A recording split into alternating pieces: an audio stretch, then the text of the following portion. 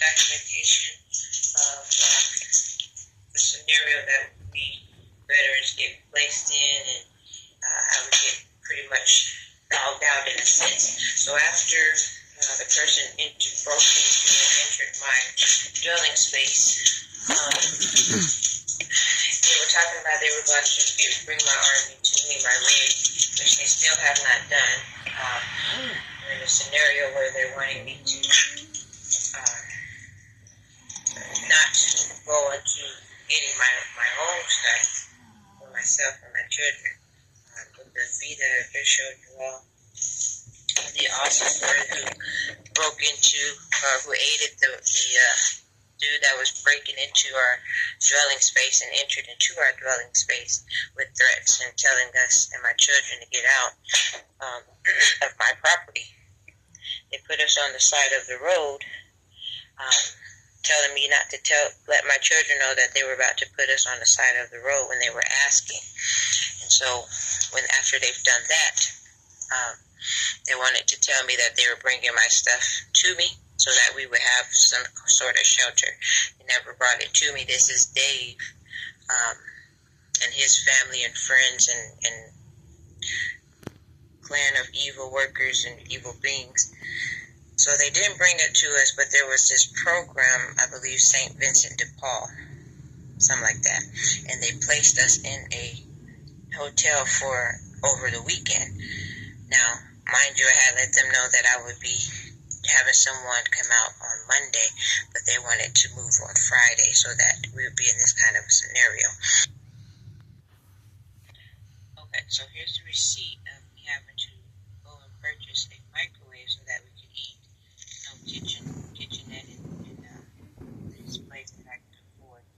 Like I said, once they broke into and entered into my place and used threats to get us out of there, they placed us in a hotel for over the weekend, and then they were using the threats again of if I didn't get rid of my service animal, that they was going to let us be on the streets again, near my children.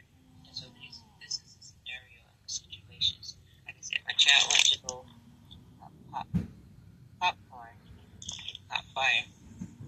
Now, the damage that you see on the microwave, there's no way that when they rented this place out, they were unaware of the condition of that appliance, because it had the way that it is. It shows that something had happened before, and no one took the steps to remedy or correct or maintenance. They just wanted the money of renting it out again.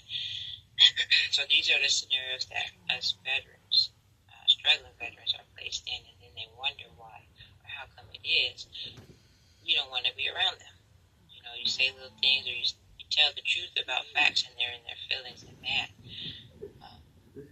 So that's where we're at now. I had to take disability funds, and they were trying to rent out spaces for $4,000, $5,000, $6,000, $7,000. And when one popped up that my disability could accommodate, this is the situation that we're placed in, and I want to get documentation of these kind of things happening. People think that we're just saying these things. Someone may say, "Oh, that's petty," but when it's been done through the course of your entire life, then it goes without saying that these mother sunkies are trying to take our lives, right? Which I've been saying before, and where we were at, we mentioning that it wasn't a matter of anything that we done wrong, right? They saw my children who were melanated, and then they decided they no longer wanted us to be there. So here's that documentation. This is what I was sounding the alarm on before they unalived my child.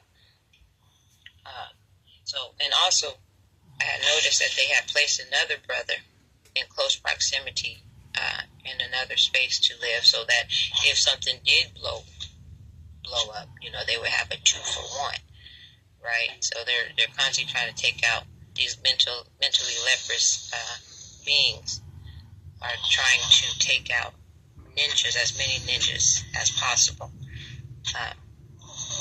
So that's the scenario. I know they're saying us veterans has benefits, and then they want us to give them all of our sensitive information, socials and all these other stuff, where they kind of treat you like Tina Turner, where the only thing that you really can keep is your name, but they want to have access to everything else.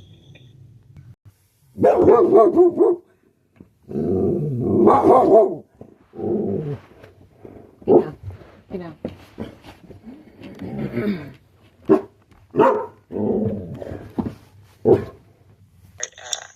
Disability compensation, so that when they create these kinds of snares and hardships, we're put in this bind where our life is placed in their hands. And this is what we deal with, being African, Negro, American folk, the chosen ones of God, amongst these jealous, leprous beings.